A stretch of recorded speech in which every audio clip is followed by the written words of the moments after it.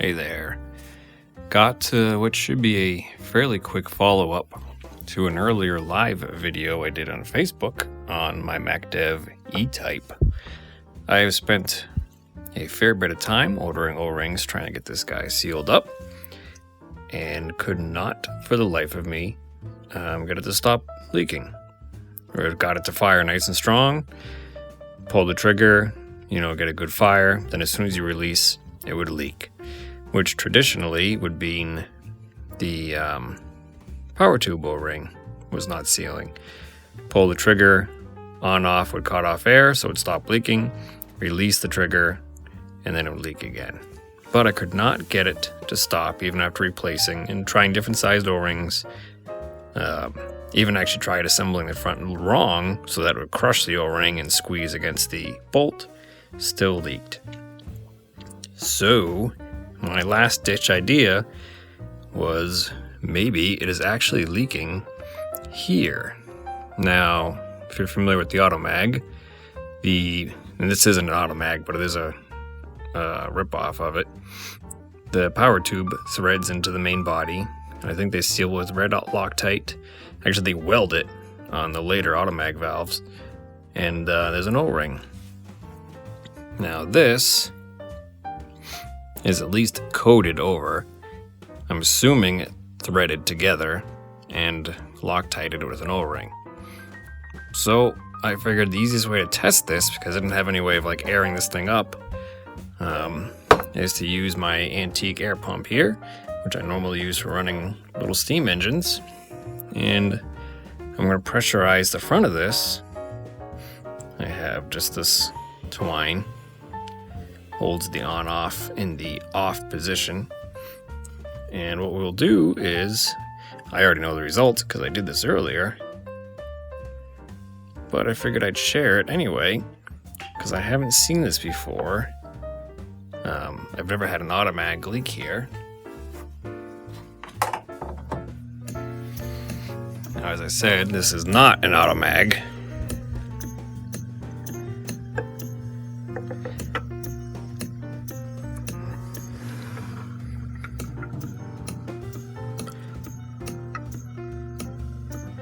And there we go. We actually have two leaks,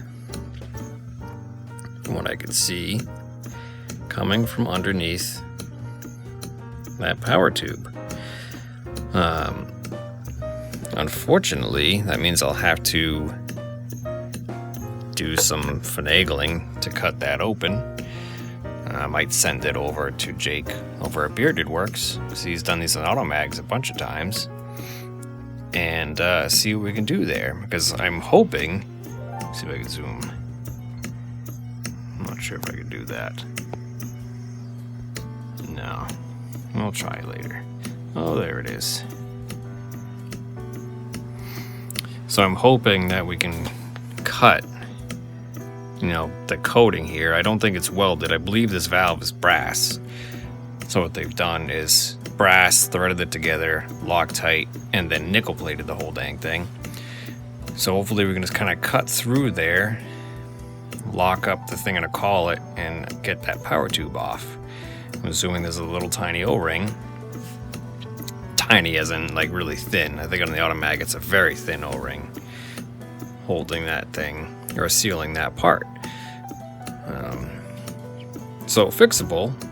It's not a convenient fixable because this part generally is not intended to come back off.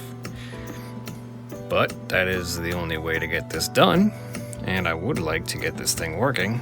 So that is the plan.